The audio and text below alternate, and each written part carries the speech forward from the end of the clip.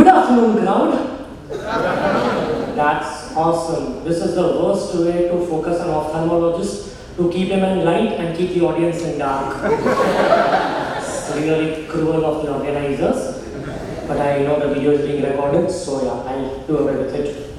So basically, my name is Dr. Bhavya Gokani. I'm an eye surgeon. I did my ophthalmology from Nagri Institute. I'm an alumnus of Gujarat University as well. Basically, I was told that the theme of the event is learning and art to learn. How I've made it sure that I learn from different aspects of life. My journey, to be frank, I'm a 28-year-old with 1 year of work experience with an innumerable year experience of studies. You know how medical works. It's a long course. You realize that you start having your grey hair, and that is when you start getting that degree of being a doctor. So that journey is important.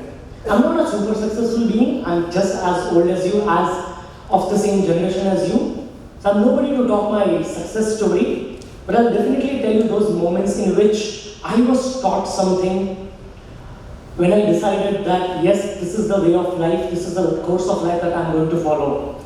So the other day I was talking to one of your organizers who told me that we really like your profile, being the fact that you're an ophthalmic surgeon, you're a stand-up comic, you're an orator. How about you entertain our crowd with some amount of stand-up? And that is when I commented that TedX ma stand-up now and stand-up ma TedX now. Plus one thing that I always realized that you guys liked my profile. You guys should come to my place. You guys should once come to my place. I live in a constant battle of the society being told that you are an ophthalmic surgeon who does stand-up comedy. Do you realize my plight? Do you realize when I'm sitting at a public place with my mom and dad, with my friends, and somebody walks up to me and says, Dr. Bhavya Gokani, all those stand-up na jokes is So that is when I decided that it is my life. I'm going to channel it the way I want. As long as my audience is going to be happy, as long as my patients are going to be happy, I don't give a damn to the world. That's the first thing that I learned. Do not care for the world. But I think there is a small lacuna in this. So when you ride 2 horses at a time, you realize that you cannot justify both of them. Human mind is finite. Resources are infinite, I do agree. But time is finite. And that is when I realized that I did have to prioritize. And that is when I decided that my passion, what my love, is basically ophthalmology. I get the biggest adrenaline kick when I operate a patient. That is when I decided my profession and my passion will always be ophthalmology. And stand-up and oration and anything that I say on stage is going to be a sabbatical for me. People go on a week of sabbaticals, I go on a sabbatical once in a week. Every evening when I go on stage, it is an escape from the frustrated lives that we have. And that is when I realized that it's absolutely alright to balance 2 parts of you in the same day. But I do want to talk about a few things in my field. I do want to share with you things that I have learned, or the things that I have applied in my life. How humor helps me to live in day-to-day life. I cannot see you guys so well because you guys are in the dark. But how many of you guys have visited an ophthalmic surgeon before? Can I have a hand raise from you guys? We do have a few people who have been to the ophthalmic surgeon. And you know how he manages you, he sees, he exhibits, he gives you refraction, he takes care of all your symptoms. I did my residency from an institute which was known as Nagri Eye Hospital. Bahar wagani baporni ek mast majani ek scene check, which I want to narrate it to you guys, which is a little funny one, but I wish you guys can take home one message from that. And now that I've already told my opinion about myself being judged, I'm sure you guys are not going to judge me. So, Bahar wagani saras majani OPD, and you know how government hospitals are. Almost 100 people crowding at 12 o'clock, ekaki saras majani line hoy. People are waiting for their turn, and as junior residents who keep on throwing lights in their eye, Tata Suta Klipcha, Tata Suta Klipcha, Tata Suta Klipcha, and then there's an 80-year-old woman, an uneducated woman who you can sympathize with, but you cannot help laughing about it. When you reach her and you say, Kaka su takleef hai, Kaka su takleef hai, Kaka su takleef hai, and that 80-year-old woman, when you reach her and ask, Masi tamne su takleef hai, and she will go like, ah. She'll open her mouth. And then you tell her, Masi, aankh in hospital hai, aankh ma su takleef hai. Again you throw the light and she'll ah. So that is when you realize that there is a preconceived notion that when you throw light, the reflex is opening your mouth. So that was the moment when I realized that we guys are blessed with a few conditioned reflexes about how we react to a particular situation. And some of them are learned responses. The learned responses have been all the judgments that we make. And that is when I realized that this is a very grassroots reality of our setup, and that has to be dealt with. Most of you guys are pharmacy students, you guys are aware of atropine, right? Atropine. So what exactly happened is, I was in my OPD, I had a family of 4, husband, wife and their 2 kids. All of them with complaints of blurring of vision. All of them.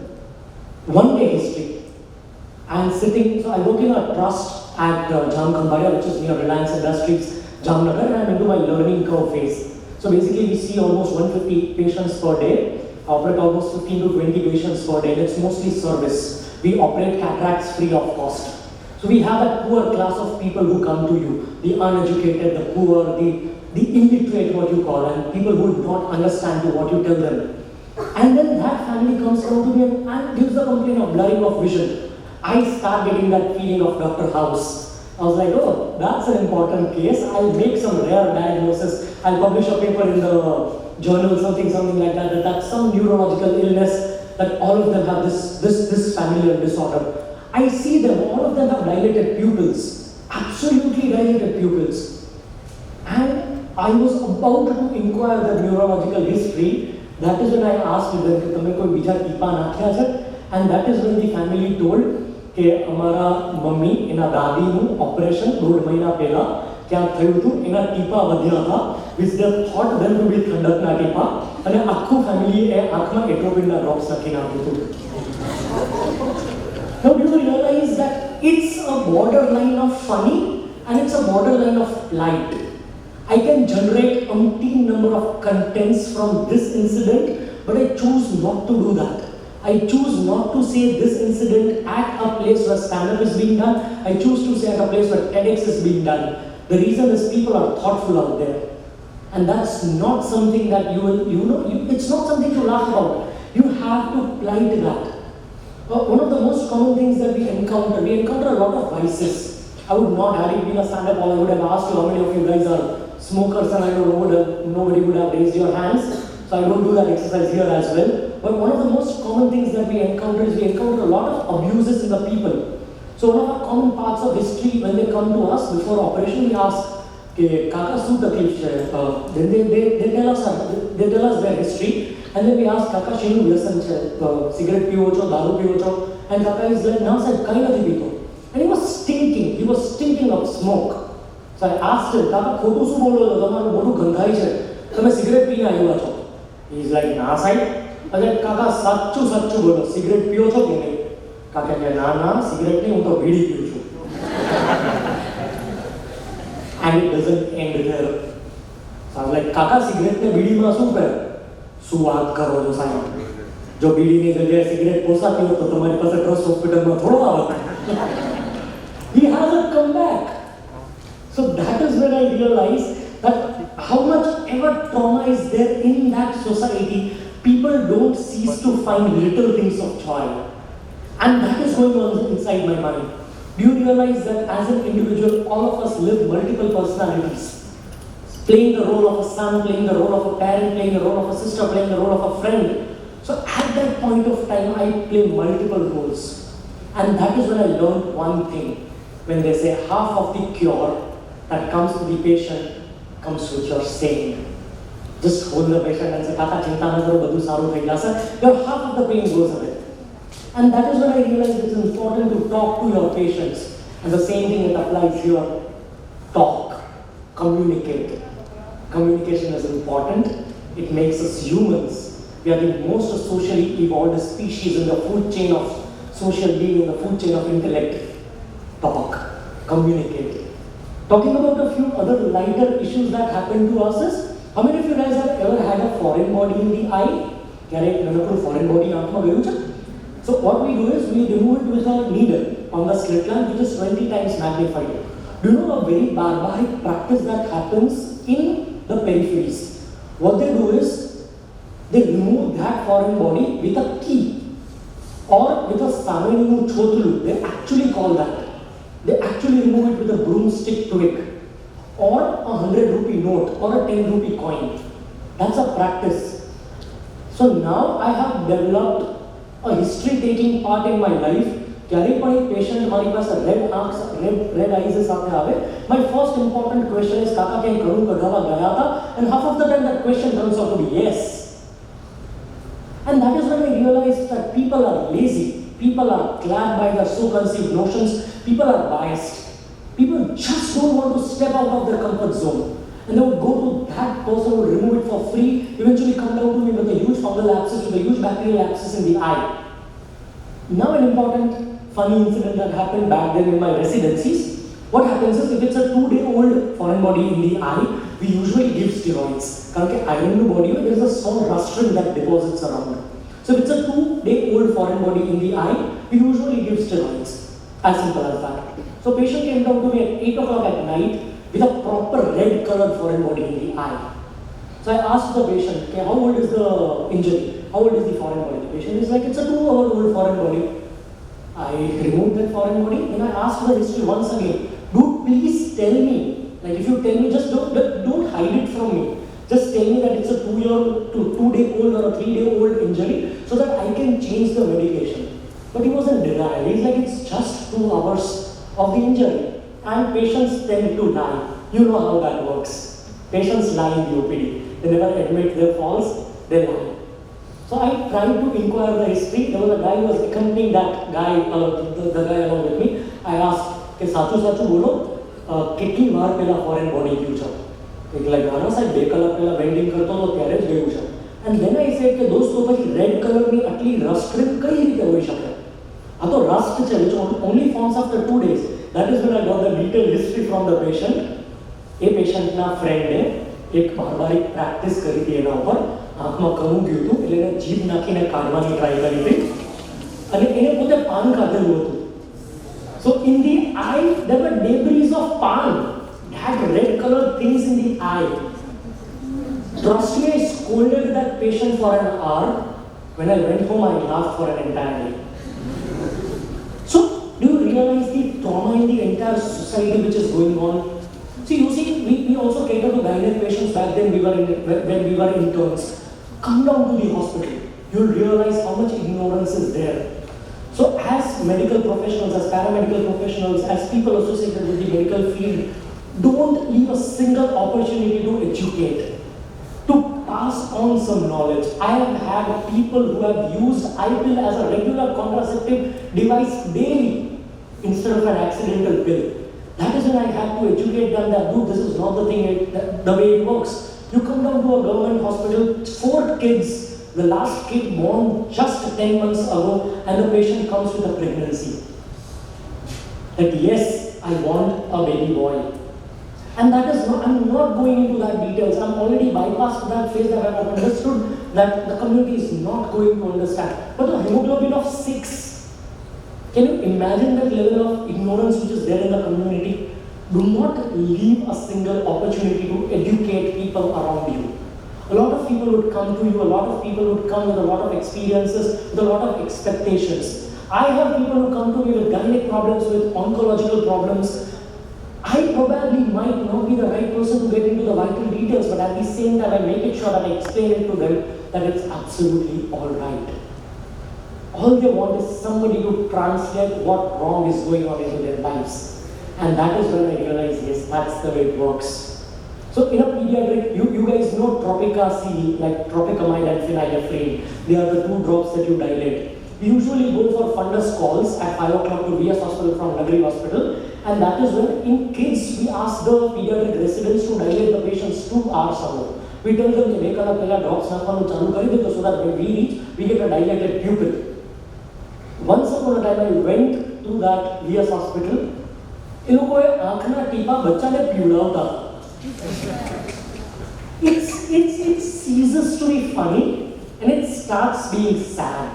And that is when I say rule number 2 or learning number 2, educate. Educate people around you. You are those very rare, very privileged class of society in the genius food chain who have been given this opportunity to know what is going on. You guys get my point? And before I sum it up, there's this beautiful timer that is running and that's constantly giving me the feel of an operation theatre. Before I sum up, as a surgeon, as a stand-up comic, what happens is I cater to human emotions. I talk to people. I know their psyche.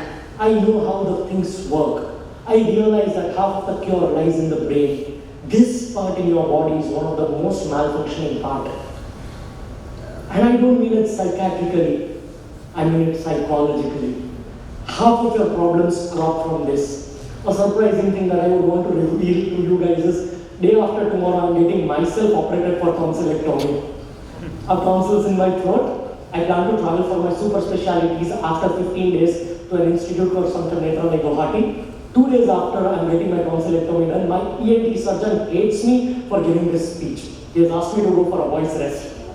So do you realize this circle, that patient that I course ke my diabetes, BP ni gudi circuit pe nathi leta, I am the same guy not following the advices of my ENT surgeon. So that is something that I realized that fair enough, chalta hai, ho jayega. Lastly, before I sum it up, from my point of view, one thing that I would say is, as a surgeon, as a stand-up comic, one thing that we realize, it takes 8 years to be a good surgeon, to know how to do, and it takes 80 years to realize what not to do. When you incise fascia, there is not blood which comes out. There is faith, there is hope. When a patient is sleeping in front of me and I operate, I make the patient see, the patient is actually trading his sight to me. And that is when I quote usually at such places, I just don't give sight, I give vision. And that's one of the most important parts of being at such a nice setup. TedX is being done at such a beautiful premier institute, which is one of those institutes that I hold as a pedestal, that yes, I'm going to be a part of LM Pharmacy. Yes, it is important. And before I wrap it up, I just want to thank you guys for making me here, bringing me here, for listening to me with rapt attention. One line of thought that I would like to do is listen to your heart. It's absolutely okay to ride 2 horses at a time. Just know how to take care of their reins. When everything fails, humor will come to the rescue. But at the end of the day, be sure that you are a good person. Don't trade your ethics. Not everybody gets an option of a soul stone. It's important that you live with your soul, which is going to walk with you. Thank you so much. That's all from my side. Before I wrap it up, one last statement that my grandfather used to tell it to me. It's not the lion that makes its roar a roar. It's the roar that makes a lion the lion. Thank you so much for having me here. This is Dr. Bhavya Gokani.